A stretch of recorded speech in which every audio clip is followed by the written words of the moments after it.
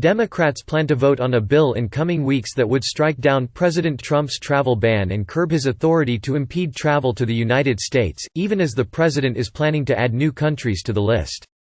House Speaker Nancy Pelosi announced Monday that Congress intends to address the issue, putting out a statement on the third anniversary of Trump's initial travel ban, which barred visitors from several mostly Muslim nations. Trump issued 3 versions of the travel ban, starting in January 2017, instigating legal challenges and claims that the policy amounts to religious-based discrimination. Federal court judges halted the bans before the U.S. Supreme Court let the restrictions stand. Democrats in the House and Senate filed the No Ban Act last year to revoke Trump's policy and an administration move to significantly limit asylum claims at the southern border with Mexico. The measure would allow the president to restrict travel into the United States, but it would require the U.S. government to provide specific evidence of threats to national security or public safety before imposing any restrictions. The measure also would generally prohibit discrimination based on religion or national origin. The bill could have a chance at passage in the Democratic-led House, but it is unlikely to get past the Republican-dominated Senate. Democrats hope it reignites public debate about an issue that has affected thousands of U.S. citizens and green card holders who have been separated from their families, including spouses and children. While Trump has wielded his broad powers over immigration in attempts to block unauthorized entry into the United States, he also has targeted legal travel into the country, restricting access to a growing swath of foreigners.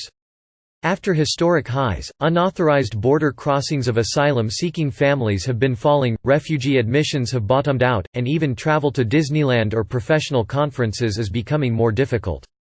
The White House last week added another restriction, saying consular officers will be directed to deny entry to women who might come to the United States to give birth and claim automatic citizenship for their children, a move advocates say discriminates against women.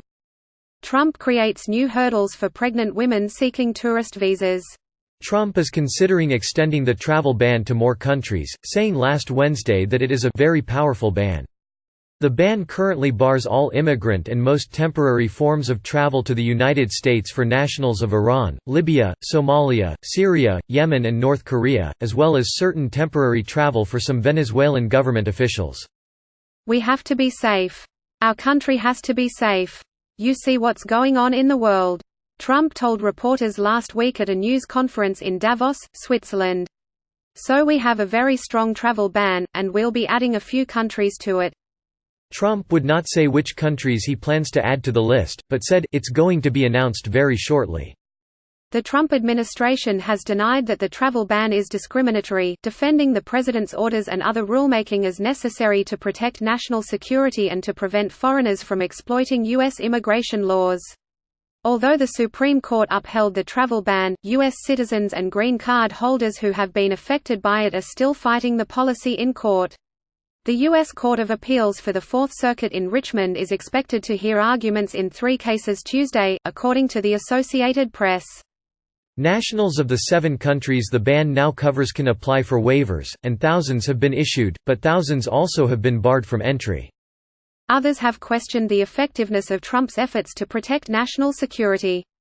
Officials recently kicked out 21 Saudi military trainees after authorities said their colleagues shot and killed 3 sailors and injured 8 others in December at a naval base in Pensacola, Fla.